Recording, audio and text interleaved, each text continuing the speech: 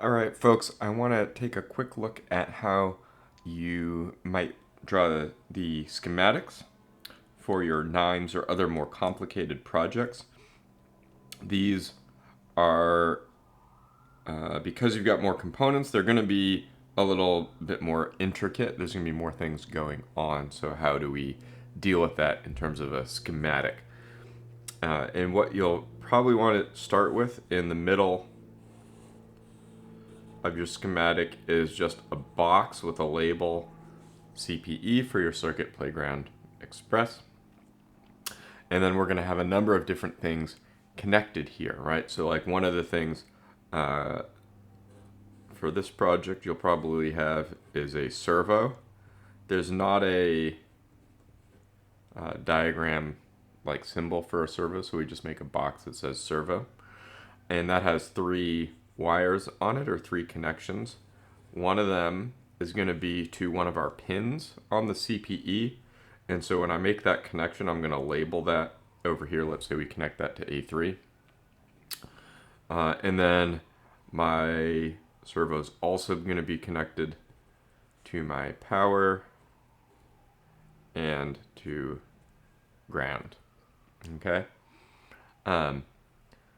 So that's how I might add the servo. Now, maybe I'm also using the built-in button on the CPE, one of these buttons. If I'm doing that, I want to show that on my schematic. If I'm using anything on here that I'm using, I want to show as well. And so for the button, we might say we can have that come off here. There's our button. And that is, these have internal pull downs, right? So to do an internal pull down, there's going to be a connection here that goes to ground, and then this is also going to be our voltage source. All right. And etc. I'm going to go around and make these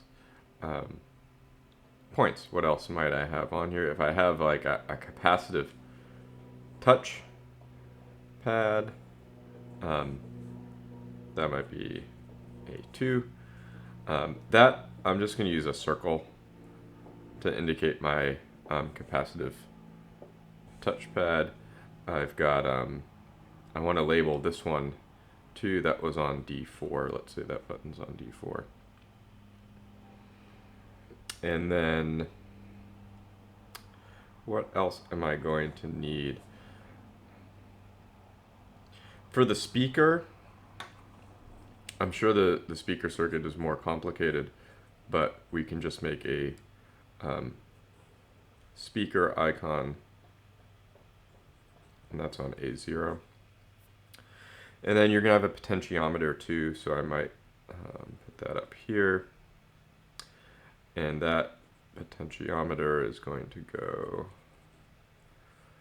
something like this. It's going to be connected to ground and to our voltage supply as well. And let's say that one's on A4. Okay.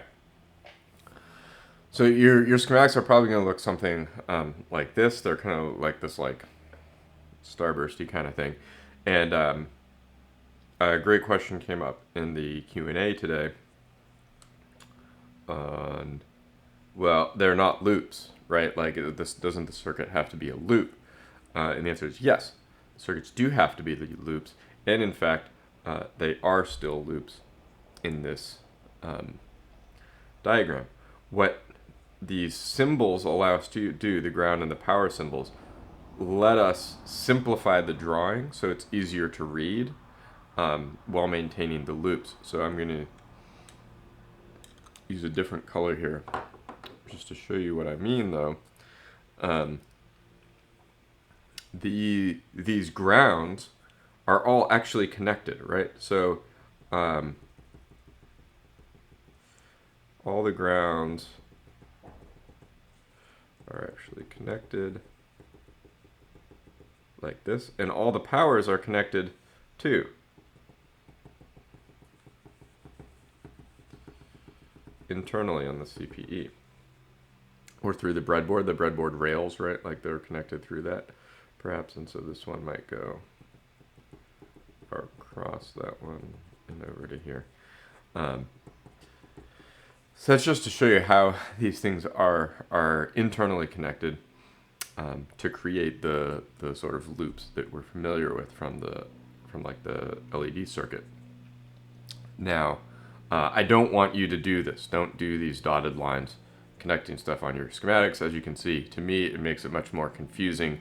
It's unnecessary lines, and the whole point of using these symbols is to simplify the drawing.